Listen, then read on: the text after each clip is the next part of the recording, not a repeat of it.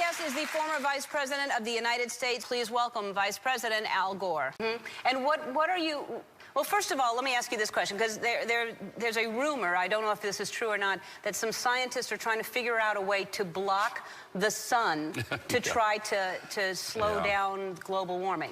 Yeah, it's a measure of the feeling of desperation that some of them feel. Are they really thinking they could do that? Well, some of them are seriously proposing, and I think it's completely nuts. Yeah. You know, you put another kind of pollution, sulfur dioxide, up to orbit, cover the atmosphere. The sky won't be really blue in the way it is now anymore, but it would block out some of the sun's heat so that we wouldn't have to take the difficult steps to stop spewing all this global warming pollution into the atmosphere.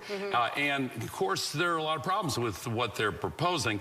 It turns out plants need sunlight. Yes. It wouldn't stop the acidification of the oceans, and it really should be yet another wake-up call for why we need to stop putting all this pollution up there. We put 90 million tons every day up there, and that's what's drying out the soil, 60% of the country in drought last year.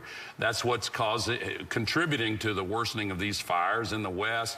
West Nile virus, worst outbreak ever last year, Superstorm Sandy. But we need to start speaking up and letting the elected officials know that the future matters to us, our kids and grandkids matter to us, and we need to start cutting down on this pollution. Well, I think it does matter, but I think a lot of people just aren't educated enough, and it's because a lot of the information is kept from us, because a lot of people in power don't want us to know how bad it's getting and what we can do to change things. And I think there are things we can do to change. Like, give us some examples of what we could do to kind of reverse this. Well, we need to make choices in our own lives to try to use renewable energy where possible. A lot of utilities allow you to sign up for it. But most important of all, in our role as citizens, we need to speak up, use the internet, connect with others, and let the political system know that we care about this. And, you know, winning the conversation is the key to a lot of changes. I remember when I was a young boy in Tennessee, when we won the conversation on civil rights. I remember one of my friends made some semi-racist comment, and another friend said, "Hey man, we don't go for that anymore." And that was during the time when that conversation was won.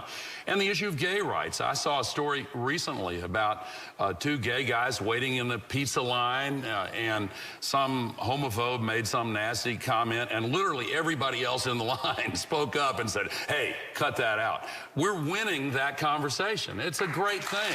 And there's a lot, I mean, you know, the evidence is everywhere, you know, with all these superstorms, with the flooding, with everything. I mean, one of the reasons I'm vegan because I love animals, but it's also, for me, environmentally, they say that if every person just didn't eat meat, all meat, not just red meat, but chickens, one day a week, it would be the equivalent of taking 8 million cars off the road. Just one day a week. Paul McCartney started this Meatless Mondays campaign, which I think is a great campaign. And since January 1, I've been eating that way, and I'll tell you that it has made me feel better. And so one day a week has got to be good for you, good for the environment. I recommend it. Yeah.